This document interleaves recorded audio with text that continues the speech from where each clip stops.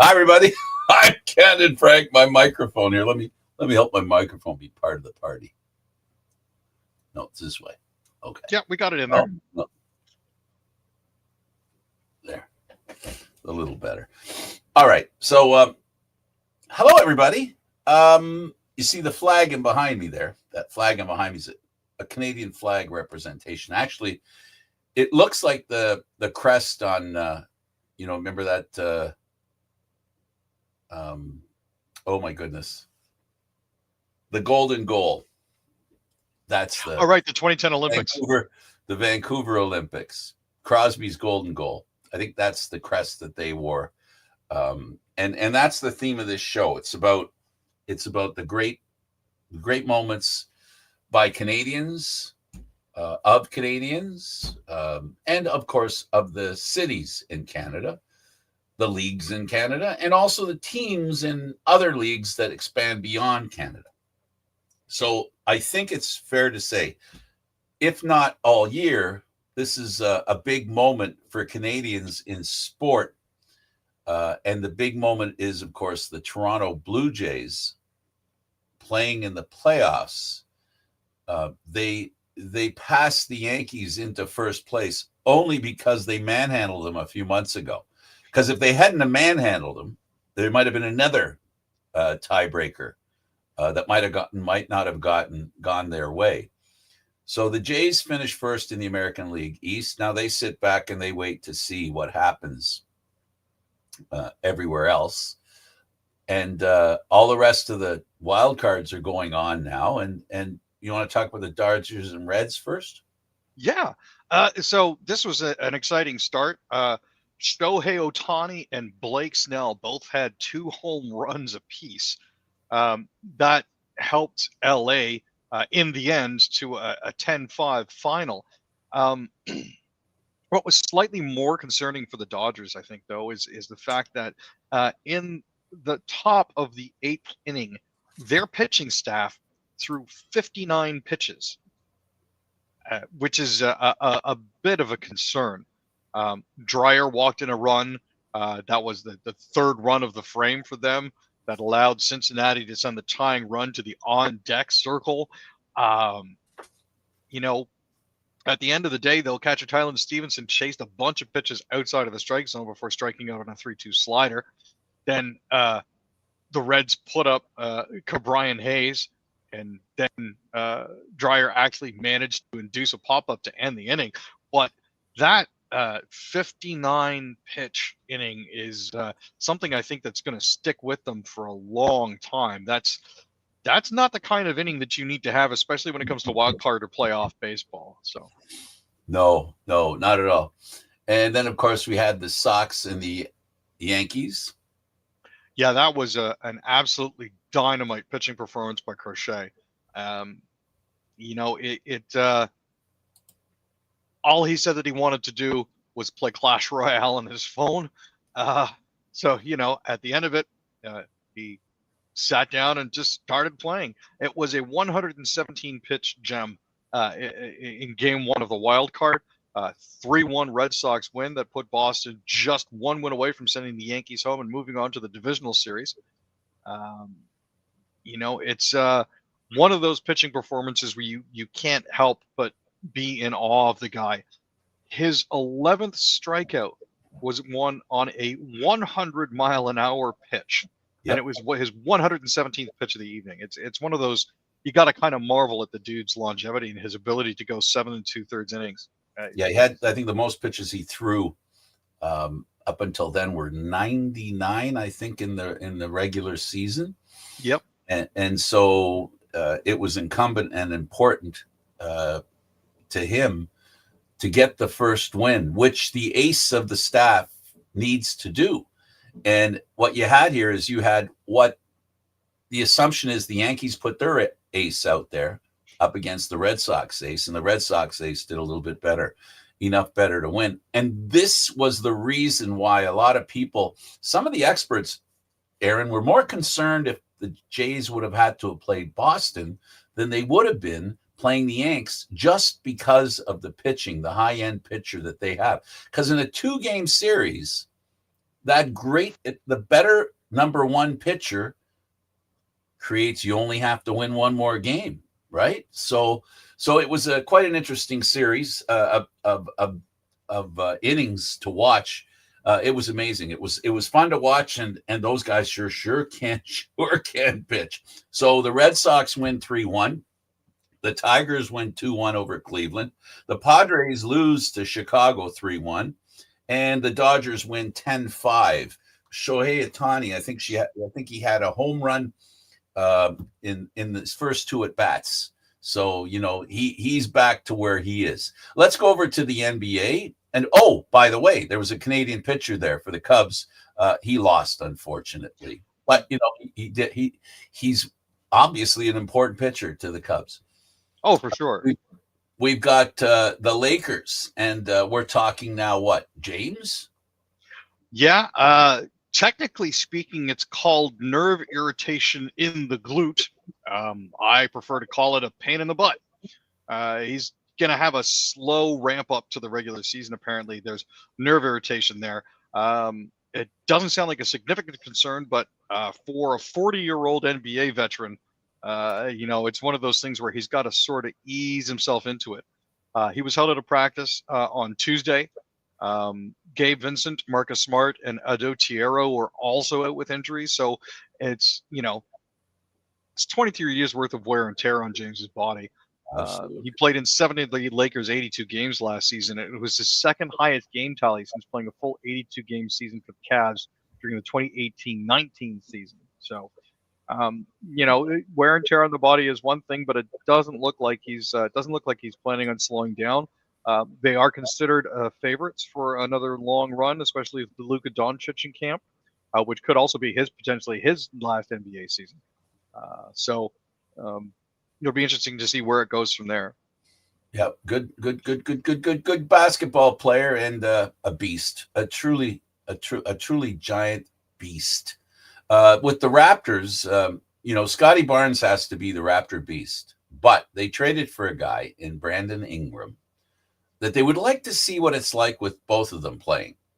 Fair? Yeah, he had a fantastic rookie season. Obviously, his sophomore season wasn't as good. He kind of returned to form in his third year, but he only played 60 games. But he was, while he was good defensively, he wasn't necessarily what they needed on the front end. But with Ingram coming in, based on his appearance at the press conference on Monday, they're expecting those two to work together really well. Ingram should also be able to help out RJ Barrett and Emmanuel Quickly a lot too. He's basically the purest scorer of the group. But because he's going to draw attention, Barnes should probably benefit a little bit more from his presence. So we'll have to see how that works out. Camp is going to be exciting, and like I said, we'll see how the first 10 games of the season go before we really judge.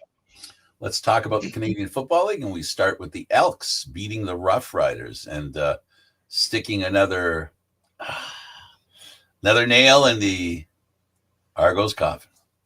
Yeah, they came out of it with a 27-25 win at Commonwealth. Fajardo threw for 305 yards, 18 of 23 attempts he completed. Justin Rankin led the ground game with 82 yards and 2 touchdowns, and Keon Julian Grant led the Elks with 89 yards. Trevor Harris on the other side of the ball had 351 yards, a touchdown, and 2 interceptions in the loss. AJ Wallett led all backs with 115 yards and a touchdown, and Keyshawn Johnson led all roughies with 119 yards receiving. This is one of those sort of kind of the result you expected, I think. Both teams have been having issues, but Edmonton has really been the surprise, especially in winning that game. Saskatchewan's 10-4 on the season, but Edmonton's 6-9. So that is really another nail in the coffin. Zach Caleros, back to form. He's either been injured or not up to form, and this one he was up to form. I tell you, 367 yards and a 40-3 win. He completed 20 of 25 passes, threw for a touchdown to Nick Dembski. Dylan Mitchell added 67 yards, and Ontario Wilson tallied 97. That's his most since rejoining the team in Week 14. Chris Streveler scored 3 rushing touchdowns, while Brady Oliveira took 15 carries for 98 yards to help the Bombers improve to 8-7. Really glad that he's back. Really glad that he's not as badly injured as people might have feared him to be. But that was definitely a convincing win over the Ticats. Now that they've got to dust themselves off because they're coming into Toronto this Saturday for a 7:30 game. But the Bombers are going to have another week off before traveling to Edmonton to play the Elks on October 11th in Week 19. Let's talk about Patterson's hat trick. He leads the Alouettes. Yeah. He played a crucial role in the red zone. Montreal finally pulled it out and won a big one, 38-20. Davis Alexander threw for 350 yards and a touchdown.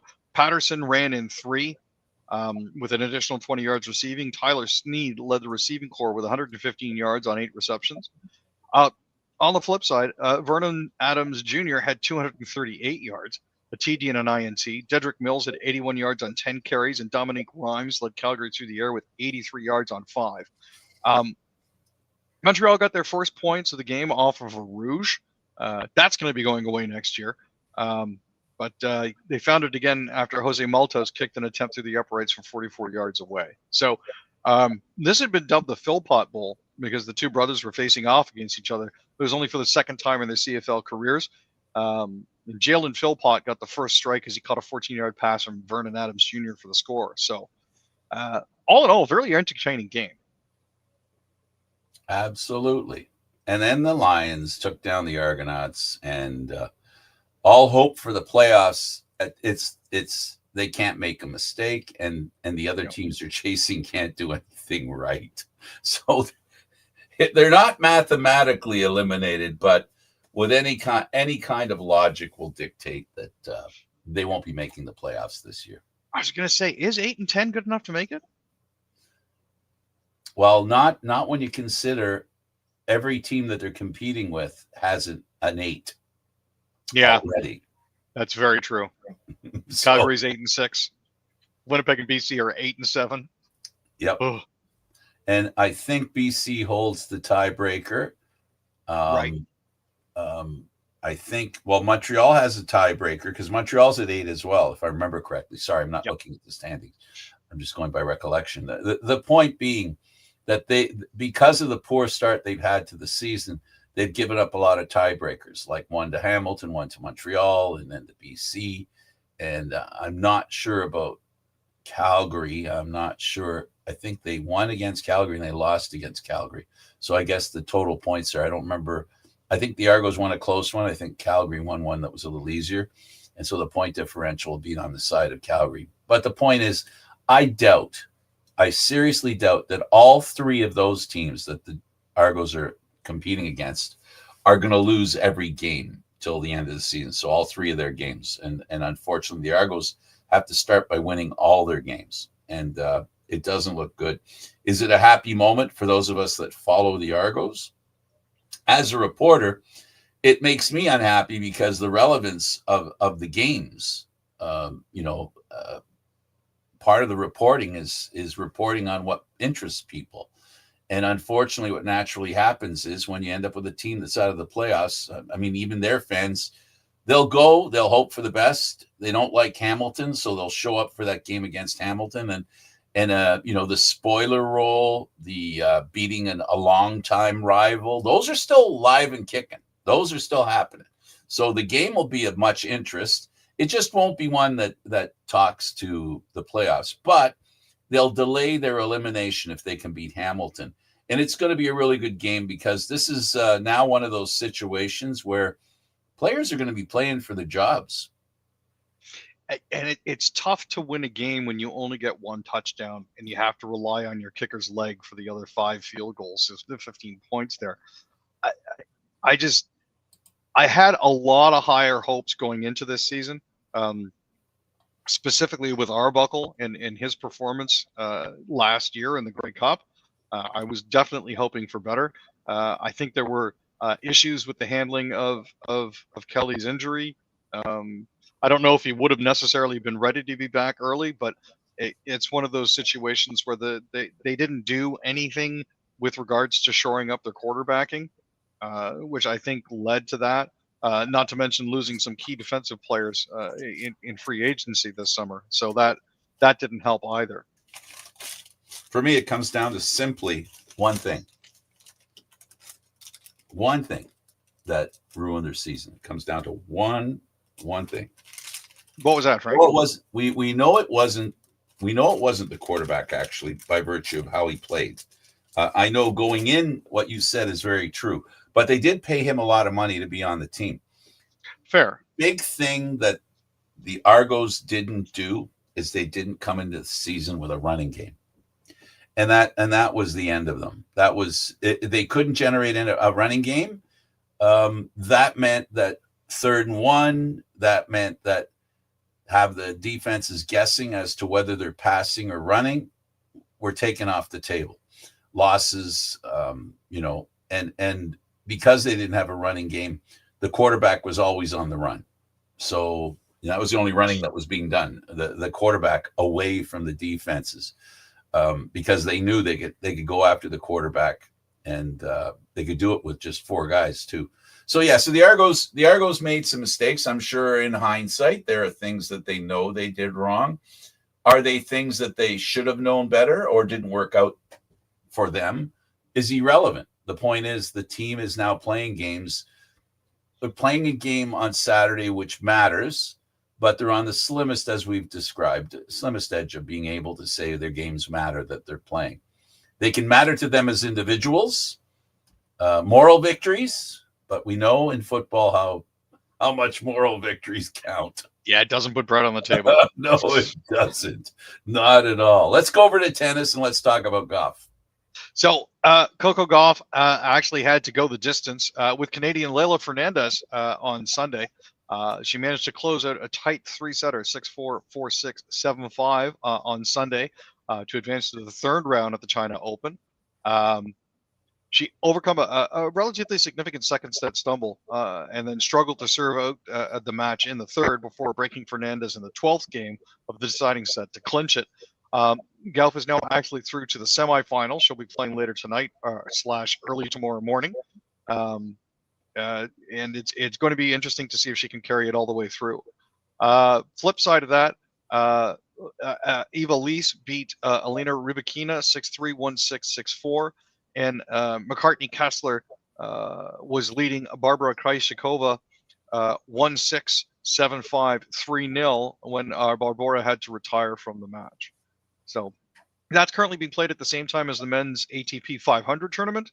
Alexander Zverev rallied from a breakdown in the deciding set to beat Corentin Moutet 7-5, 3-6, 6-3 to set up a quarterfinal match against Danny Medvedev, who got past Alejandro Davidovich Fokina 6-3, 6-3. So it's shaping up to be an interesting tournament. Unfortunately, Canada didn't get as far as we had hoped that they would in this one, but there's always next week. Absolutely. And now we'll go on to golf and the Ryder Cup and everything that happened there, Aaron, in Long Island. I know this isn't a true political statement, but America has turned such a social battleground. It's become such a social battleground in so many ways. It doesn't matter what way. There's always this battle. It's part of America now, where the hate and the classless, I'll call it classless behavior. It has spawned classless behavior, people calling people names because of how they voted, all that stuff, right? And it doesn't matter either side. But the point is, that's what America has degenerated into. And unfortunately, the Ryder Cup proved that it has even seeped into golf, a reserved. I mean, is there a game that's more reserved and requires silence more than golf?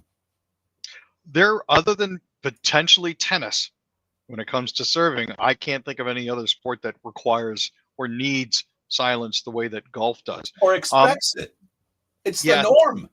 It's the yelling during somebody's backswing. It was one of the players' wives allegedly had an empty can of beer thrown at her. There were homophobic slurs that were thrown around.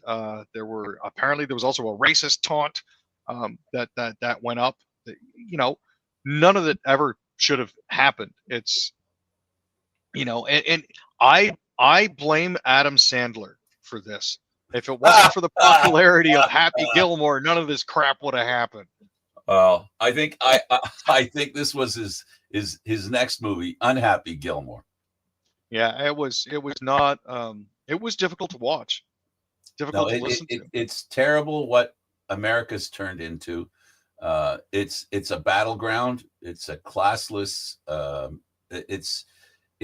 The country isn't classless. Everybody isn't classless, but the classless people have, for some reason, feel, I don't know, they feel buoyed in that kind of behavior, which is sad.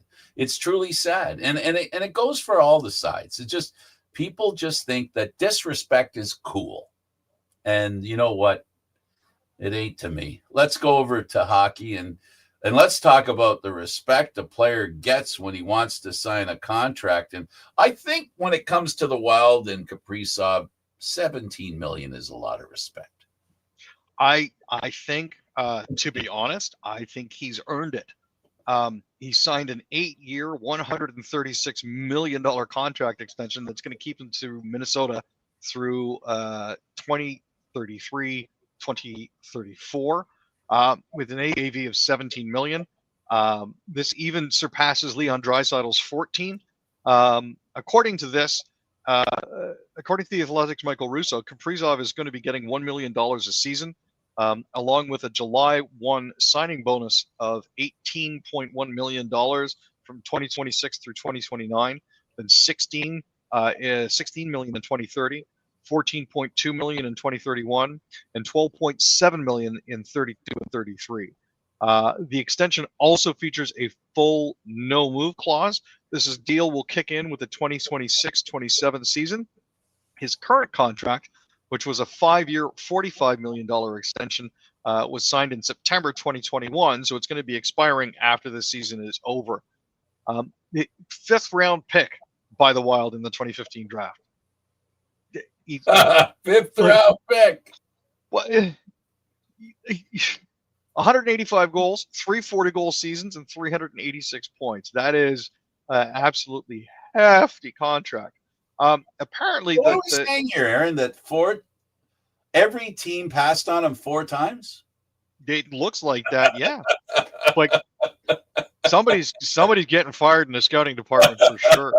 Every team passed on him 4 times. It wasn't bad enough they passed on him the first time. Yeah, there have been, he's in the same territory as the as the greatest quarterback, Brady, in the National Football League, that gets drafted very low and then proves somebody a genius or lucky. It's very true. The Senators clobbered Montreal 5-0, and during the game that they decided they'd clobber each other.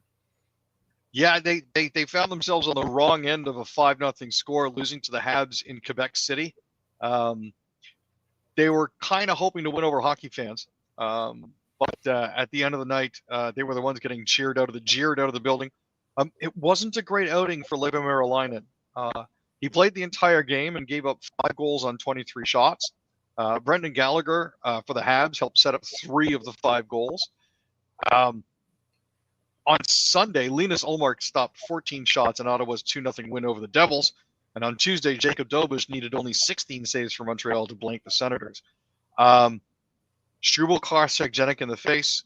Two fights broke out. Struble and Jack-I won their fights. There was blood. There was blood. There was a lot of blood. It was interesting, though.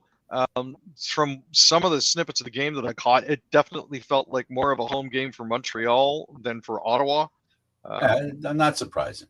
But, Sens are 2-2 in the preseason, and they're going to be in St. Louis for the next game on Thursday night. So we'll see if they can. Fix that. You're old enough to remember. I think the two teams were channeling in the game in Quebec, the Montreal-Quebec battles.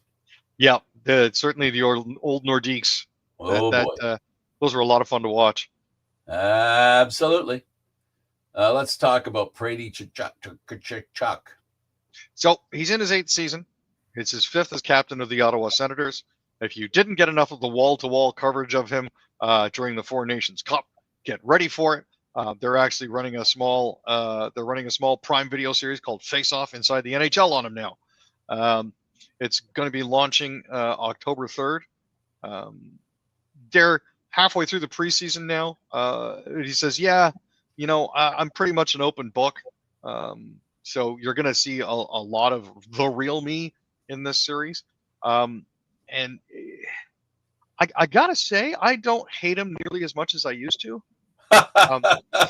Either I'm mellowing or he's matured. I'm not sure which. I still find him annoying. Tired of hating him. You're just tired of hating him. You know what? Maybe that's it. Maybe it's just Tkachuk fatigue. It's not necessary anymore. Here's well, I'll start with the bad news, and you do the story on Taves. Taves got hurt. I think he's hurt, and we'll find out how badly. That they put him through some tests and stuff. But Taves very happy to be a Jet. He is. He said, it's one of those things where going with this team felt right. He said at the end of the day, a decision wasn't really a decision at all. And it didn't even really have to make any sense. He says it really got to the point where I couldn't see myself wearing any other jersey.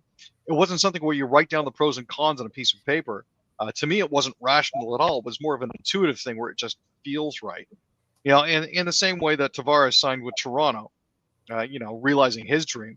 It looks like when Taves signed with Winnipeg, it's one of those things where it's one of those conclusions to a hockey journey that you feel just works.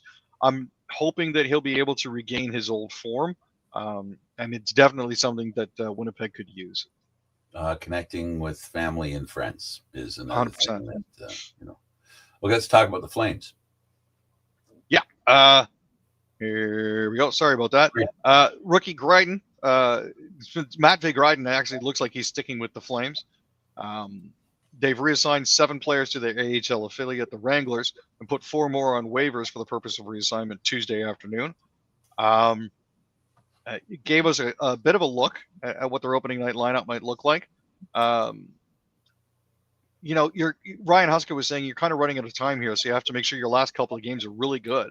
First impressions are important, but I also think your last impression is pretty critical. After scoring twice in the last 2 exhibition games and adding a nice shootout winner on Monday against the Kraken, Gryden has a lot of people excited. He's probably going to have the chance to prove it with some playing time. Matt Coronado and Morgan Frost have been a lot of fun together over the past couple of games. They played with Gryden on Monday night, but at Tuesday's practice, they were paired with Johnny Huberdeau. That means that Nazem Kadri ended up centering a line with Joel Farabee and Yegor Sharangovich. So the Huberdeau Frost Coronado trio has the potential to be a lot of fun, with Frost and Coronado both benefiting from Huberdeau's high-end passing. Dustin Wolf was lights out in the win over the Kraken on Monday, and the plan is for the Flames to give him one more start against the Jets this coming Friday. That means that Ivan Prosvetov and Devin Cooley are going to split tonight's game with the Canucks. That gives both of those guys a chance to show what they should be doing and if they should be backing up Wolf this season. Absolutely. How about those Oilers? Yeah, not having a good time of it. When bugs start to go around, they really start to go around. Wouldn't think you'd be expecting to do it. But the Oilers are actually having to call up guys from the Bakersfield Condors as they're getting out on the road. They got a game against Seattle tonight and another against Vancouver on Friday. David Tomaszek and Noah Philp weren't on the ice Tuesday because they weren't feeling well. Knobloch wasn't sure who else might get hit. But no word as to who they're actually pulling up yet. So, talk to me about the Knuckleheads.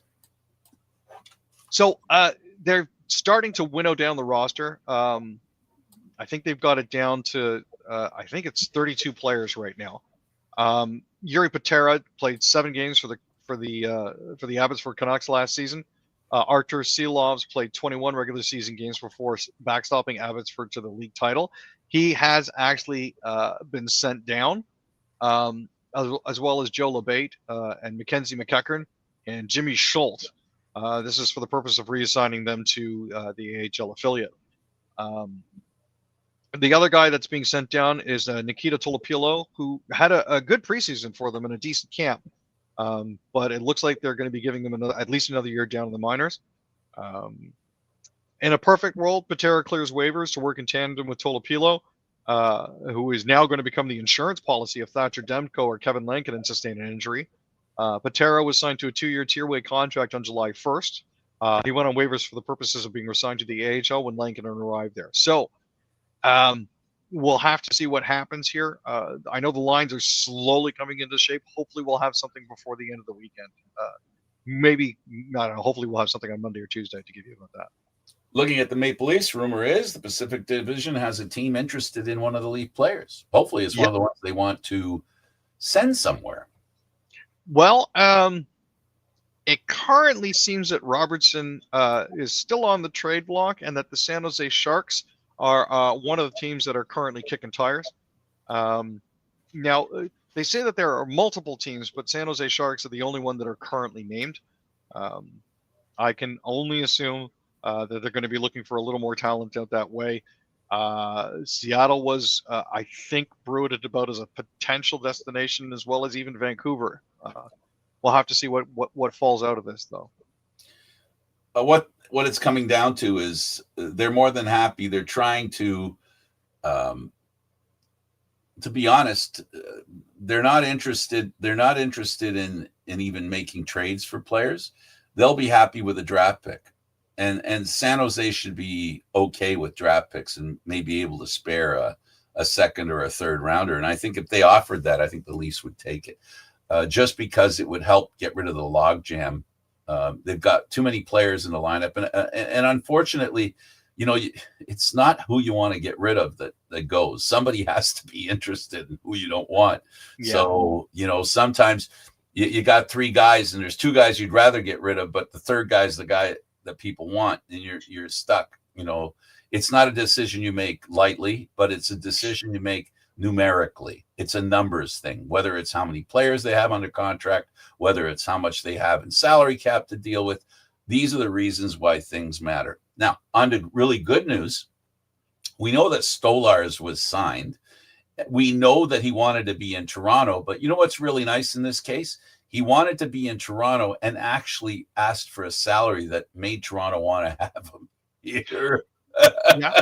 That 4-year, $15 million deal for him is actually starting to look really good. He led the NHL in save percentage amongst goalies who played at least 9 games with a .926. The problem that we have here is he only played 34 games last year, which means that the rest of the games were delegated to Woll and to Hildeby and to a rotating cast of goalies that would come up from the Marlies. It's one of those things where he stepped into a 1A situation for the first time last season and unfortunately had it cut short. But his $3.75 million salary per season is actually less than the current NHL average of approximately 3.8. So that's a good sign. Stolarz is actually going to be paid a lump sum signing bonus of $4.23 million at the beginning of the summer of 26-27. That's 28.2% of his entire contract extension paid out in one day. Yeah. Through interest and amortization, that's more value than a traditional deal that plays $3.75 million straight that's what all the players are doing. We saw it with Kiprasov, right? Yeah. On the bonus money, right? And I thought the league was going to cut down on that, but I guess they have. There's still a lot of money that players can get up front. I was going to say, it's not in effect yet, is basically what it boils down to. The rules that change this have effectively been skirted by these. Absolutely. So Reimer's a Maple Leaf again. He was a good goaltender that got a lot of blame for what went wrong, and he's getting a chance to be that veteran that can help with the guys that don't have as much experience, like Stolarz, and of course Woll. You know, he was a very good goaltender for the time that he was in Toronto. The unfortunate thing is he never had the opportunity to play with Matthews or Tavares or Marner or anybody else for that matter, because it was during the Carlisle and Nonis era, which was an absolute tire fire for the Maple Leafs. The jersey to the ice era. Oh God, it was just tough to watch. That was the 18-wheeler off a cliff era of Leafs history that was I'd rather not remember. But yeah, you know, he played 24 games last season. He started the 24-25 season with the Sabres, was waived before the regular season began, picked up by the Ducks, played 2 games for them before they waived him again, and then Buffalo reclaimed him. He had more wins and a higher save percentage than all of Buffalo's other goalies combined last year, which is a nightmare scenario for any team to be in if there's one guy on your goaltending staff like that. It just, you know, he's going to be wearing the number 47, which means I'll have to buy a new jersey. I got my original 34 Reimer way back in the day. Yeah, but there's another guy that has that number right now. Yeah, I'll let him have it. He decided not to. Why am I not surprised? Yeah, so Reimer's changing. And 47, that's an interesting number. Oh, for sure. I'm not 100% sure of what the significance of it is, but I do know that he did wear it last season. So it's one of those, maybe he's going to stick with it. Absolutely. So let's talk a little bit about the Leafs and the chances that they have to be like, what are you seeing in the lineup? Are you seeing a team once again that can compete for first place? Is it a lineup that'll be lucky to be competing for a playoff spot? What do you see, Aaron? Honestly, this is one of those things where I have to see a little bit more of them in action before I can genuinely make a decision about that sort of thing. But we are at least inching closer towards actually figuring out what their lines are going to look like. Domi, Nyes, Matthews seems like the no-brainer first line. You know, Domi does have good hands when he can get the puck, and that's I don't want to on see Matthew Matthew on the right wing. It's not. He's not comfortable there, so I don't think he belongs there. No, second line is going to be McMahon, Tavares, Nylander. At least that's the way it looks for now. That's an acceptable stopgap, I think, for the time being. Nicholas Roy, Matthias Michelli, and Dakota Joshua as the third line is interesting and also not a lot of fun. But what's even less fun is going to be their fourth line of Steven Lorentz, Scott Lawton, and Easton Cowan. That is going to be something fun to watch for sure. You know, it looks like they're going to be pairing up McKay with Tanev. That's reliable. Morgan Riley with Brandon Carlo is consistent. We've seen that before, and it's dependable. OEL and Simone Benoit are the rumored third pair. But unfortunately, Simone Benoit is potentially injured. He's being listed as a game time decision for tomorrow's game against Detroit. He's listed as day to day, and of course, goalies are going to be Stolars and Hildeby for the time being. Joseph Woll is currently listed as obviously out for his indefinite personal leave of absence. And of course, their new goaltender, James Reimer, is emergency. Yeah, he is their third. Absolutely. So for me, the Leafs are going to be and are a less offensively talented team, but they're also a more committed defensive team. Now I'm basing that on the players on the team. I believe also that if the Leafs can play the kind of game they need to play, and if they can, I think a good thing is keeping Matthews away from the penalty killing. I think that's a good thing. Stick him to the power play and the 5-on-5. If you're not getting enough ice time because of penalties, you can always, stick them in the second line or the third line and throw them out there. I think that's what they'll try this year. I think what they'll do is instead of getting them extra ice time killing penalties, They might do it inserting him in the other lines. And because they don't have as much with Marner missing, but they may not have as much threat offensively. So he'll be I think he'll be more effective with the other lines as well. But really, it's like I told you from the beginning, Aaron, when we first started talking about it, he's going to have to establish that he is a playmaker. And by playmaker, I don't mean just strictly a passer. I mean a guy who takes the puck and beats players one-on-one, a player who can use his ability, talent, and size to dominate and be able to control the game as opposed to just being a trigger man. And if that happens, the Leaf team won't be fighting for first. They will be in a struggle for a playoff spot, not because they've dropped so much, but that Montreal and Ottawa have become so much better. And they have really become so much better. And you could tell the passion between the way Ottawa and Montreal played. So that passion is what the Leafs are up against. Meanwhile, they've been trying to foster that same kind of passion. So I think the Atlantic Division has turned into 4 or 5 Florida teams overnight. It's funny how success breeds imitation. You know what I mean? Absolutely. Last comment to you, Aaron. At the end of the day, it is only a game. For everybody who likes to get upset about it and uptight, just remember that. Remember to take some time to breathe. Touch grass while you still can. It's an 82-game season. You're going to be okay. But the Leafs have to be in it. They do. Thanks for doing this, Aaron. He's Aaron William Freeland. I'm Candid Frank Stanishi. You can check out what we do on Candid Frank Stanishi 1030 on YouTube. Thanks for watching, everybody. We'll see you next time.